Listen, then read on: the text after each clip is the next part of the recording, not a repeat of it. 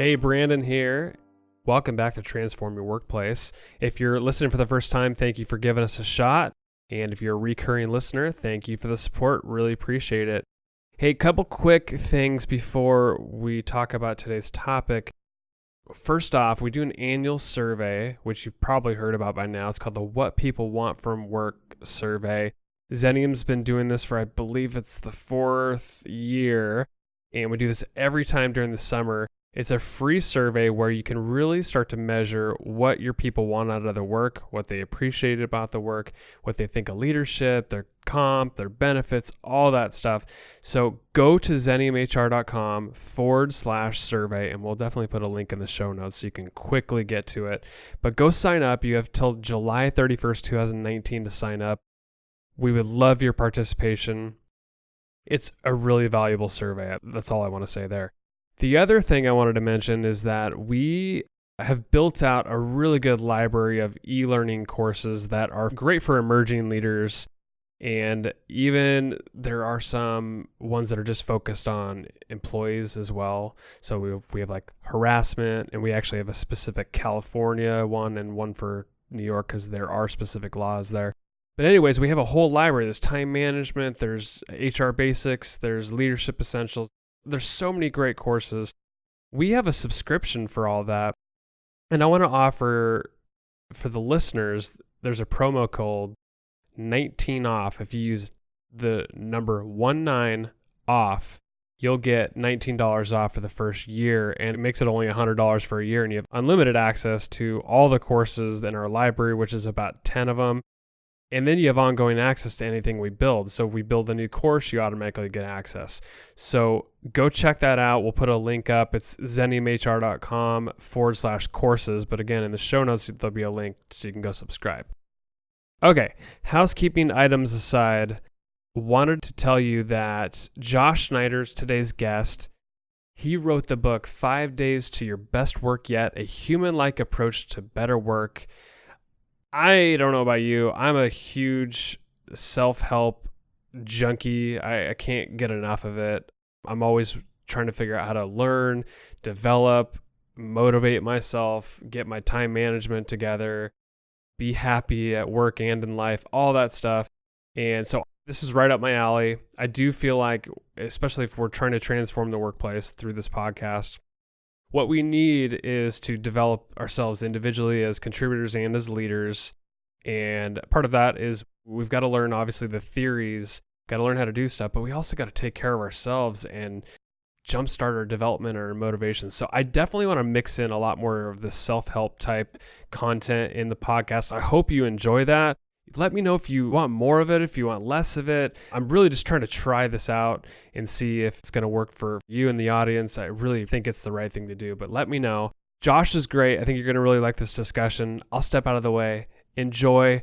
Definitely go to Apple Podcasts. Please give us a 5-star review. It really helps us grow this audience and gets people like you listening to the podcast, because we're out to transform the workplace. So let's go do it.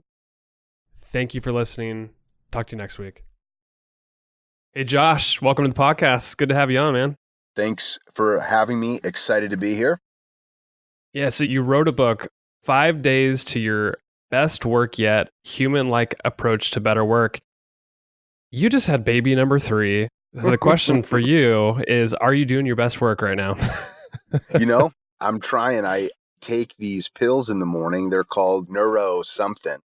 And so as long as I can make it down to those, I take 4 of them. Within a half an hour, I'm in good shape. But in all seriousness, so like you've had a long career. I believe you started as a CPA. Correct in saying that? Yeah. So you were in this I don't want to throw that whole industry under the bus, but it's a little boring, a little stiff. What did you learn in that part of your career that led you to writing a book that's really about doing your best work? I walked in day one with this expectation that I was going to be a partner in 10 years, and like 80-hour weeks, 90-hour weeks, whatever it took. That was like how I walked in. And it seemed, I joke, by 9:32 a.m. on day one, I was like, what am I doing here? And I just started to notice people saying things like, I'm living the dream, or people were escalating their financial lifestyle and it almost seemed like their energy was getting lower as a result of it. Like normally you think, hey, I get this new car, I get this new house, I should have more energy. And I mean, at the time I was too young to totally know, but I turned to reading about 100 leadership and self-development books. And through that, I feel like I just saw this pattern starting to emerge in a better way to live. Yeah, it's funny. You mentioned like people are happy from material things like, cars or promotions or raises and things like that. And I bet you that stuff wears off. And what you're describing with like you reading a bunch of self-help books and leadership books, it seems like you were searching for something deeper than just the superficial type stuff. Is that kind of what you uncovered in your time in the CPA world? Yeah, I remember I put together this $500 Amazon order for books, and I was so pumped about it. And it's not that those other things like did not appeal to me, but I think what I started to see was when I needed the money of my job more and more because it escalated my lifestyle, it gave me less and less choices to make a decision that maybe this wasn't the career for me. So going back to the book itself, did you write this for really any type of person, any professional really looking to do their best work? Or were you really thinking of yourself and a person who is in a similar spot to you where they're just not sure if this is the path they want to go on? I think that over the years, I mean, fast forward from leaving the CPA firm, going into project management, falling in love with my work, realizing that like how I treated my people impacted how they performed, learning and really discovering about performance and different techniques and tools. And so then stepping into the industry of speaking and writing, my heart, not to get this personal so fast, but like my heart breaks when I'm sitting at Starbucks and having a coffee and I see a man or a woman walk in and it's 8:32 in the morning and you can just feel the life being totally drained out of them. Mm. And it's somebody who's working hard, who has a kid or two, and just walking in to get a coffee to kind of keep going through the day. Now, it's not that they're broken. I think that this individual is maybe just looking for a solution and don't have time maybe to read a 200, 300-page book, or where do you even go? And so if I go back to that picture, they're walking in, they're ordering a cup of coffee while they're waiting. The feeling that they're giving off, it's not like I'm loving life. Then it snaps me back to my time at the CPA firm. It's an incredible career for some people, and a story that I guess, why not share the story now? There was a night at the CPA firm that coworker Jen and I, it was her, it was me, and all of a sudden she looks up at me and she goes, "Josh, I got a tingly feeling." And I'm like, this is good. I'm single at the time. And all of a sudden she finishes her sentence and she goes, "I've got a tingly feeling because the numbers match." And I immediately remember being ticked off when she said that, because I think to myself, when I do all this work and the numbers match, nothing changed. And Mm-hmm. here's my coworker across the table, same role, we're doing the same duties. She gets pumped and I'm getting upset. And what I've started to discover is that inside of Jen's brain, when she experienced something as simple as the numbers matching, dopamine, oxytocin, serotonin started to flood her system. And what we see is even something like serotonin and oxytocin, it creates this chemical reaction that works its way to this thing called endothelial derived relaxing factor, literally causes the blood vessels and arteries in your heart to expand. Therefore, more blood flow is going to your heart. So Jen truly loved her job as a result of having something happen that was exciting.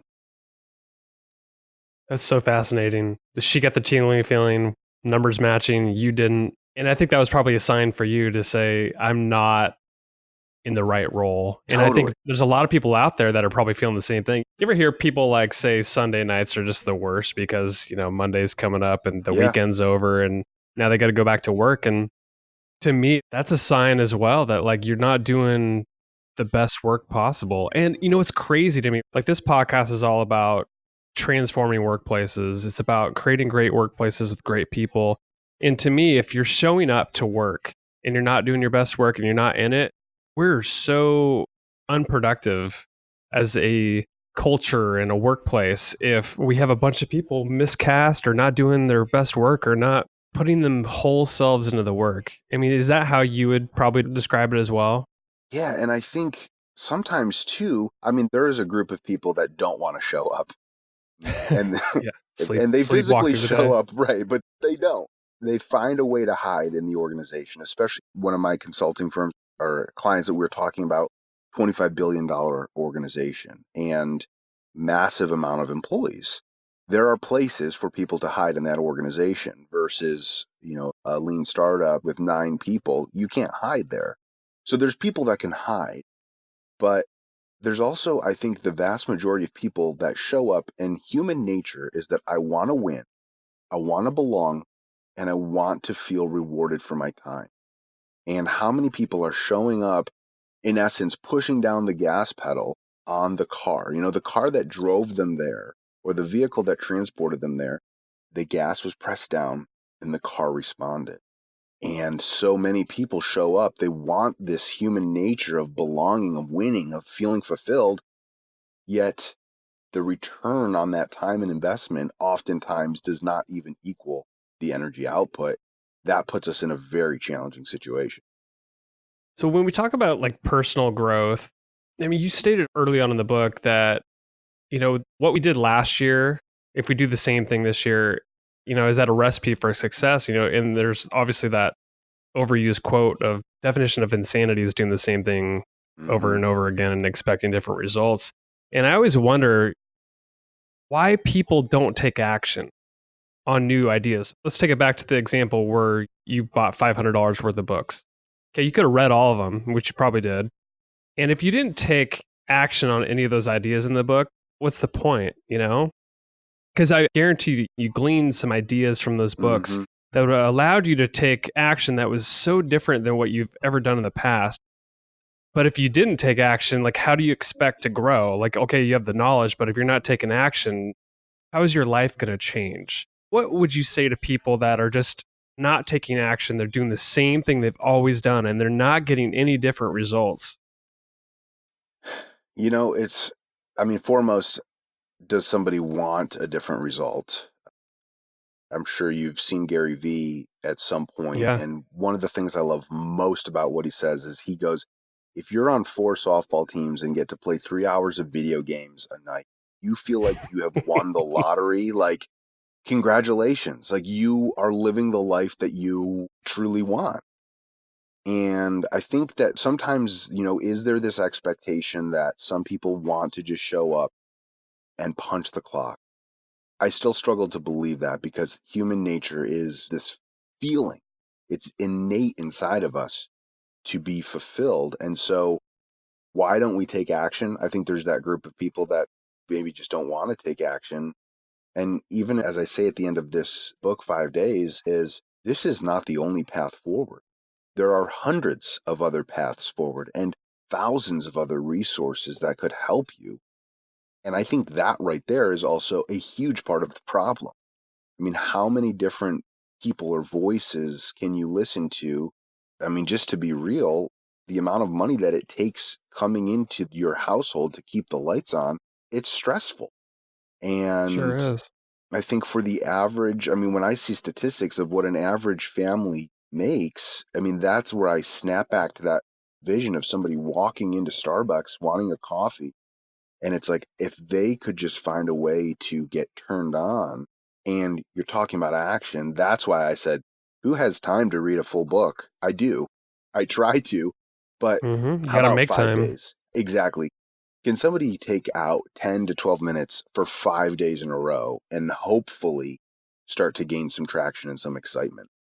Yeah, it's funny, like just making time in general for things like that. I mean, we make time for, watching Netflix and Hulu and all Yeah. those sort of things. It's like, is it really that hard to carve out 30 minutes a day for reading a book? I mean, you could do an audiobook too and still get Mm-hmm. the same knowledge. And it's all about action, man. It's Which incremental makes it steps and it's tough habits. Yeah, it's true. because, I try and stay focused on my eating.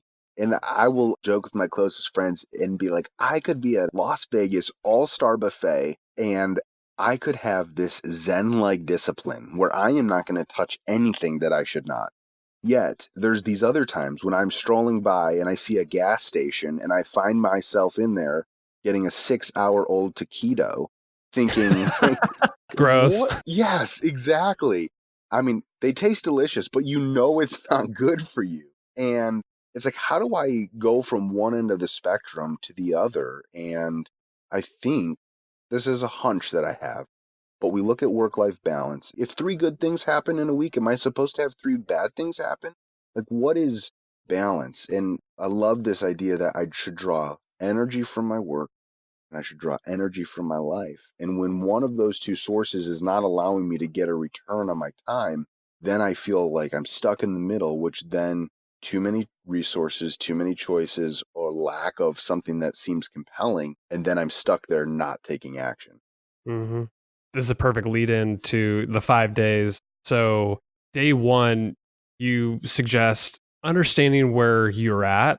And I think that's a really good step just to understand what you're feeling, where you're at from, a mental standpoint, physical knowledge. Like, why did you write this as the first step? And what do you, really recommend people, how they understand where they're at? Because sometimes it's hard to look objectively and have self-awareness around like, okay, here's actually where I'm at, and then here's how to kind of move on from that. It's a good question that I don't know the answer to. How somebody finds themselves in, I don't know why, I'm like feeling the weight of that. Shouldn't have taken myself to that Starbucks person, but the reality of everybody's situation, I think, when we look at drivers, and I spoke at a total rewards conference, and it's like I said, money is still the number one motivator. Like, we need money to keep our lives going. But how do we look at these other pieces? And I think when you're looking at like, where am I look at somebody who's maybe making $120 a year, hating their job, feels locked in, and they need to understand where they're at and start to be able to like get some context. Or I go to me 2 years into the CPA firm. If I leave, I'm gonna be okay. But I didn't have a family, I didn't have kids and a spouse that Mm-hmm. was relying on me financially. And so you kind of have to see where in the spectrum you're at. One time I was with a group of medical students, and one of them comes up after me and he's like, I'm 1 year away from being done and I want out. And it's like, you may actually have to walk through this for the next 5 to 10 years because you are hundreds of thousands of dollars in debt or into this. And is this the best strategy for you to get out and moving into something else? It's a tough question because everybody's life situation is a little bit different. But I think when it's, okay, where am I? And, what we found with the tingly feeling was this: it's often 4% of our work. And I don't talk about this in the book, but it's something that I've started to talk about a lot more is, if you ask me, even if you go take me back to the CPA firm, or you take somebody in their job, or you run into your cousin at a picnic this summer and you say, do you love your job or do you hate your job? How does somebody usually answer that question?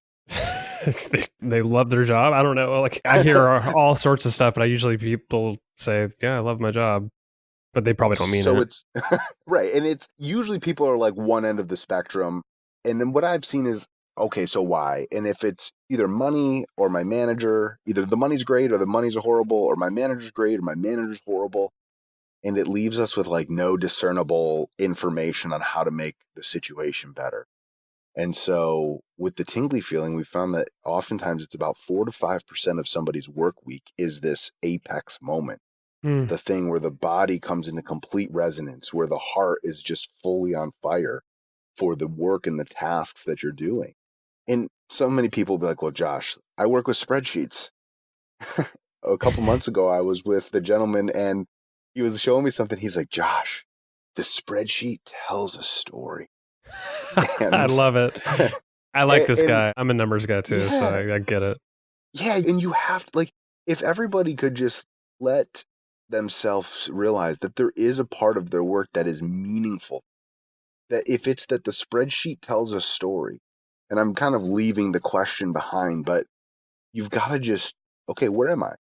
Where am Mm-hmm. I? And then day two is kind of like, okay, where do I want to go? What do I want? I was having coffee with a guy yesterday, and he just had his first kid, and his second one is on the way. And he was saying, I've been so fired up for my career. But honestly, right now, I think if I could just kind of not coast in terms of stop applying energy, but like where I'm at right now, I'm enjoying this. I've got some decent flexibility. And if I could stay here for like 10 years, that would be amazing. And so even freeing yourself to say something like that, that I don't need to just make the next 5, 10, or the next promotion.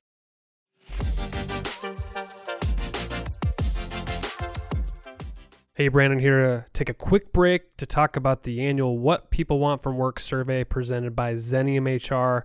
The survey offers a look into your workplace through your employees' eyes.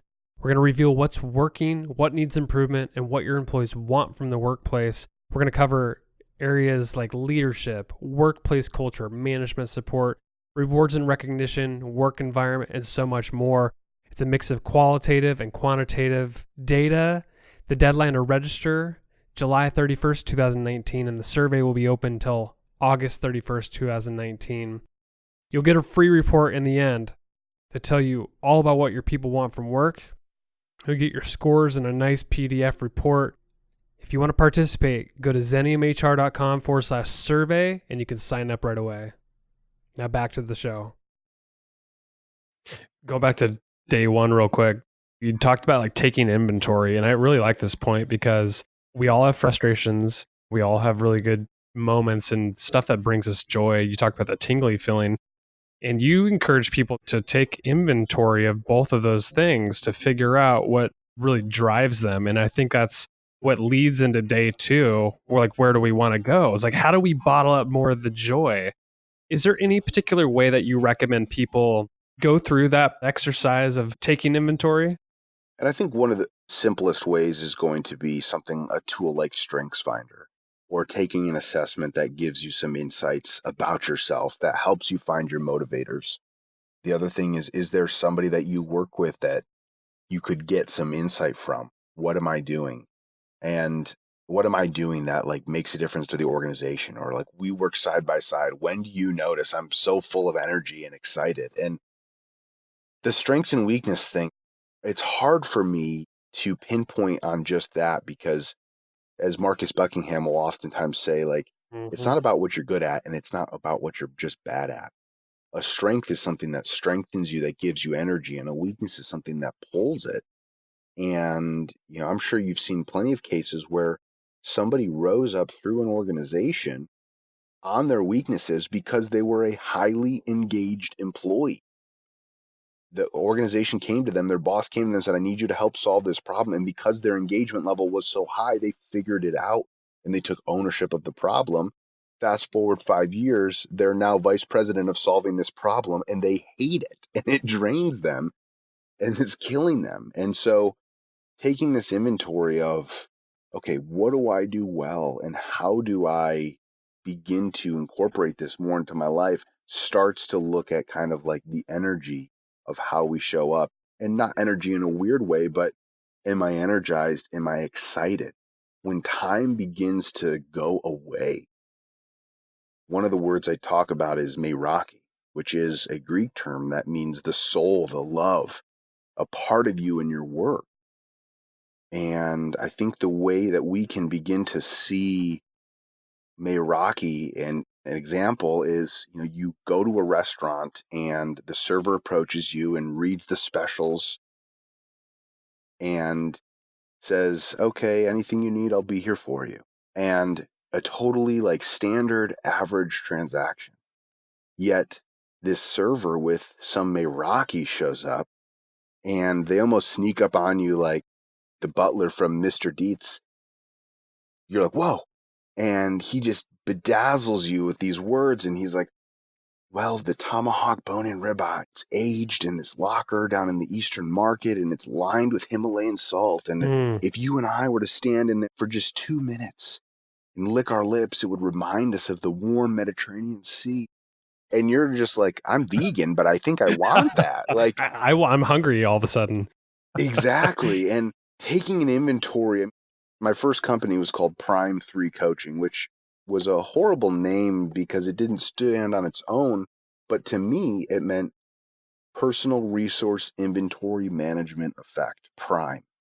And I just believe that as humans, we all have beautiful talents and skills that when we can inventory them in such a way, it begins to give us insight. And even as you can hear, I'm struggling to give a pinpoint on this. What we get into later in the days where we're starting to look at the employee brain is what I think starts to unlock an unfair advantage. Mm-hmm. I think, you talked about day 2 a little bit ago. When I was reading the book and just thinking of myself personally, this is the hardest one. It's where do you want to go? And to me, this screams goal setting. It's what do I want to achieve? What purpose do I want in life? And how do you set goals to achieve that? And for a lot of people that just don't know how to set goals, I like to think I'm very goal oriented. I know how to set goals, but my God, I do not achieve every single one of them that I set out. And sometimes I forget some of the goals I set or don't make progress towards them. So I'm going to kick this back to you. How do you recommend people setting goals? And do you struggle the way I struggle with setting goals and getting where I want to go? Earlier this week, one of the boards I'm on, we brought in a strategic consultant to walk us through our 3-year plan. And I said, I love what we're doing, but I hate goals. I set them and I feel like they're just reminders that I'm falling short. Mm-hmm. And there is this frustration of goals. And one of the things that has resonated so heavily with me is I heard Dr. Joe Dispenza talk about this example of where they had people come in and learn how to play the piano. They had like 4 different test groups, and I just want to focus on 2 for short of time. One test group came in and practiced physically on the piano with guidance for 2 hours a day. Another test group came in, did not physically practice, but was given guidance and told to imagine their hands and fingers moving. Essentially, they were practicing with a plan, but not physically. They were practicing mentally. And they found the same amount of growth patterns happening. They would scan their brain before and after. And the other 2 groups, I guess, one didn't practice and one practiced without a plan. They would just come in and they were left to their own devices. In both of those groups, there was no structured growth in their brain because we know that nerve cells that fire together wire together. And when we can create these patterns, we can begin to override and overwrite some of the things of the past. And so, 2 goals to this idea of, people might talk about like, well, create a vision board. And to me, I love a vision board, but I am stuck in my job working 70 hours a week, trying to get to my son's baseball game this weekend. Like, I am trying to stay alive. Like, don't talk to me about a vision board. However, I go to that idea of if I don't have to physically practice the keys, and in my mind, I can begin to put myself into what would that role look like? What are the skills that I would love to apply more? And I can go there when I'm falling asleep. If I can go there while I'm driving into work, I can begin to clarify the picture. And, that's for me personally, because goals sometimes are so frustrating. Yeah, beyond frustrating. Sometimes they're so frustrating that you're better off just not setting them at all. Yes. So day 3, you talk about determining what you love to do and what you're best at. And I pulled a quote that I liked and I want to get your reaction on it. So the quote says, "We lost because instead of putting the effort into what we're best at and developing our talent, we focused on what we sucked at and became average in the process," end quote. And I think that's interesting because it reminds me of the saying, you get more of what you focus on. And a lot of people focus on the negative and their weaknesses and all that. Like, how are you thinking about that particular section about really trying to determine and focus on strengths and what you love to do? Do you think if you focus on that, you're going to get more of it and you're going to keep moving forward to what you want to achieve? I mean, yes, like I said, brain cells that fire together wire together. And we've seen with the tingly feeling that it happens oftentimes about 4 to 5% of our work. And so why we need to get some attention and focus to it is, you bring home that report card. There's 3 A's, there's 2 B's, and there's a C. What's the grade that's getting the attention? It's the C. Sure Meanwhile, is. little Johnny's 2 years ahead in algebra. I mean, taking like advanced physics, is smarter than the teacher in 8th grade. And we're like, you gotta work on art. And so from this young age, we've been kind of groomed by the system. Nothing against teachers, nothing against the system, just saying that's the way of conventional thinking that many of us have grown up in, is focus on the thing that you're not doing well. Well, human dynamics, if I convert energy from something that is returning energy back to me, meaning I love math, I love physics, and I apply myself and I can grow at such a more rapid rate, like being on the highway going 80 miles an hour, then I take that and I try and focus on this back road adventure on a bicycle, and it's frustrating, and I make progress, but it's frustrating. And the other thing is, there was a study done that by the time we've turned 18, we've heard no, you can't 150,000 times. 150,000 times. And I thought that was rubbish. Having 3 children, I realize how easily it is to probably reach that number. Oh, for sure. Yeah. I mean, just crazy. I know this research, and I'm trying to not, at least not intentionally, screw my kids up. And they found that by the time we've turned 18, we've heard, yes, you can 5,000 times. So a 30-to-1 negative ratio. So focus on the C's. Stop taking all of your energy on the thing that's amazing. And then a 30-to-1 negative ratio. National Science Foundation says near 50,000 thoughts a day. It did take me 5 years to get a 4-year college degree, so I'm a simple man. Same here. I'm with you. Like, that's a bad ratio. And so we've got to fight so hard to create something new. We've got to fight so hard to go against that. Day 4, you talk about that tingly feeling again. And, you talked about the colleague who had that tingly feeling when she was getting the numbers to balance, and you didn't have that feeling. For people who maybe have experienced that tingly feeling or haven't, how do you recommend people examine that and, really figure out how to get more of that? Because I think that's really what you're describing in day 4. Yeah, in day 4, we start to walk through what I call the 8 Truenorth elements. And so with the tingly feeling, like, how does this become actually applicable? I think if in a one-on-one conversation, I love sitting down with having coffee or a cigar with somebody and just having a conversation. And oftentimes, pretty quick, with a couple layers of question, you can get to something that, like my guy a couple months ago that said, like, the spreadsheet tells a story.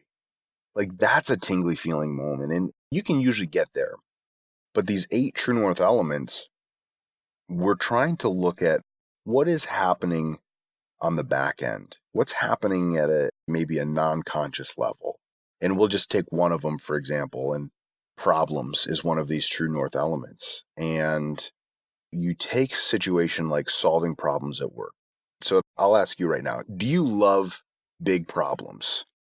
Well, it depends how much risk there is involved in it. But I like solving problems. So Right. I think it just depends on how big the problem is. But I do enjoy finding solutions to challenging problems. So yeah, I mean, the answer would be yeah. Sure. So for you, the answer is yes, I do. Yeah, I agree. I don't need to figure out how to bail out GM. Exactly. Yeah, it's all relative, but a problem I want. It makes me feel valuable in solving problems, I guess, is how I describe it. Solving problems makes you feel valuable. Let's say that all of a sudden you're in a role that you're super happy. You love solving problems. You wake up one day and you think, I think I hate my job. And you're like, what the heck is going on? I used to love this job. And then this tool helps walk you through and you realize, gosh, I've been on simple maintenance mode for 3 months and I haven't had a single problem to solve. So this part of you that you just love to tackle is not getting fulfilled. And then flip that around, somebody who hates problems, like an accountant perhaps, who, like for me with the accounting, the schedule was set for 6 months. You knew what client you were going to be at, where you were going to be. For my mindset, that was death. For somebody else, that's brilliant. It sets them up. And so, can we start to get some insight into how is it that you truly operate? So, the problems one is relatively simple. Do you love problems?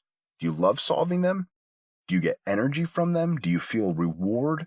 For me, when I can come in and help somebody solve a problem, I know that I'm helping create meaning and value. And those things come back and feed me. And so when I go too long without problems to solve, I'm like, what am I doing here? I need to go to Barbados and open a cigar shop. Like, I need to retire. Day 5, put a bow on this for us. So what's that final day look like? And then, take it even further than that. How do we make lasting change? Because I imagine it's hard to transform in 5 days. You've really got to make it a habit and even continue to take landscape and maybe even repeat these steps over and over again so it sticks. So what's day 5? And then how do we keep going on this path to really transform the way we're thinking and to be passionate about the work we're doing? Years ago, I had a mentor say to me, Josh, sometimes you have to detach yourself from the outcomes and focus on your efforts. And, the reason why we're frustrated in work is because of our outcomes. Maybe I want to lose 10 pounds and I think I should join the gym. 3 days into trying to join the gym, I'm frustrated because I'm not getting the outcome that I want. And that's the precise time where I have to get so focused on my effort. And day 5 to me is a lot about who am I becoming? We're in a world of what are you doing? You run into your cousin at a picnic this summer. Oh, how's it going? What are you up to? What projects are you working on? What do you do? With no regard for who the human being is developing. What is happening in the basement of their thoughts that is creating strength and momentum?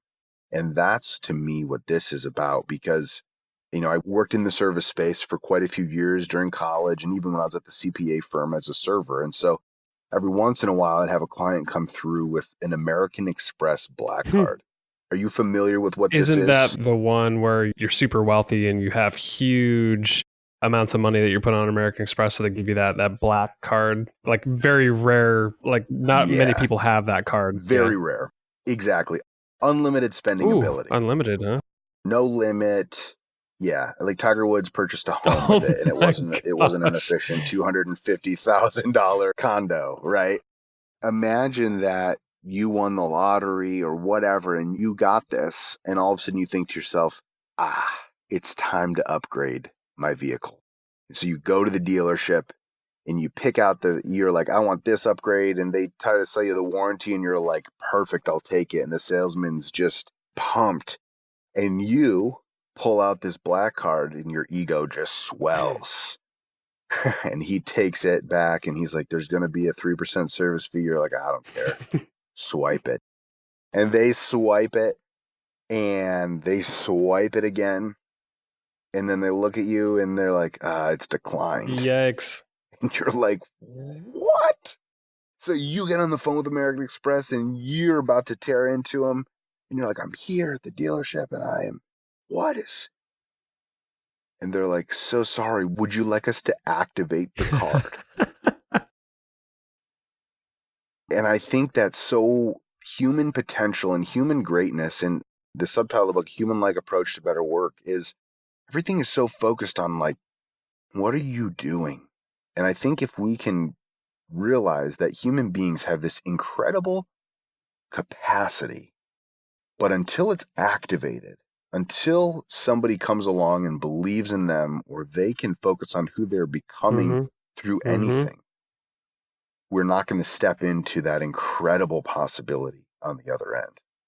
I think what's really fascinating to me about what you just described, and even after reading your book, it's days 1 through 4 to me seem like you're taking landscape of who you are, where you want to go, what drives you. And day 5 is kind of this realization that it's an iterative process to grow and to be purpose-driven and to find the work that you love doing and that gives you that tingly feeling. And that's why in the book with a 30-day breakthrough, which allows people to basically jot down notes about everything from what you're best at, why you're here, who am I becoming, things like that. So you basically make the point that becoming who you want to be, it is a very iterative process. It takes steps and it's Yes. never done. And that's why I love who am I becoming? It's not, you're not already there in day 5. You come to the realization that it is a ever evolving thing. 100%. As a keynote speaker, I view the world in 45 to 60-minute increments.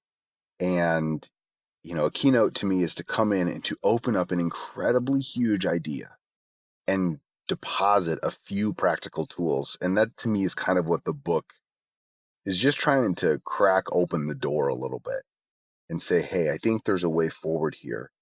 Unfortunately, it's going to take some effort and it's going to take some work, but I think we're also going to live longer than we ever have. The way that science and health is developing, our ability to live into our 70s and 80s, which means I think we're going to work longer, which means if you're 37 and you think your life is over, or you're 54 and you're frustrated, congratulations, you've got 30, you have what used to be an entire career left, potentially still in front of you.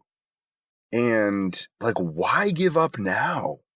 And I was about to get into just a little side passion, but it's it is your life. And I fundamentally believe that the world needs every human being's best work. And I don't know what that looks like for everybody, but it's in there. I believe the DNA of an individual, like I said, back to human nature, back to human desire. That's why I can talk about these things, but with the research project that's currently going on, we are focused around that employee brain and trying to understand that neuroscience of what is truly going on and bumping that up against human nature and trying to identify how do we trigger, because human nature desires, it is not unnatural, or it is unnatural to want to hate your work. It is natural to enjoy. It is natural to laugh. It is natural to have fun. So how do we allow those things to happen at work? Because culture, products, imagine how beautiful things could look as more and more people get turned on. Josh Schneider, your book is 5 Days to Your Best Work Yet, A Human-Like Approach to Better Work. This is fun, man. I enjoyed the conversation. Where can people learn more about you, get your book, anything like that you want to point people to? The book is on Amazon, and yes, I know it's got some typos, but it is going to help. The website is joshschneider.com, and you're regularly posting updates on LinkedIn with fresh ideas. I got to say, thank you for having me on. You're very welcome. And just getting to spend some time together and hopefully open up an idea or two that helps one other human being find a little bit more of a path, a little bit more of a way to unleash their best work yet.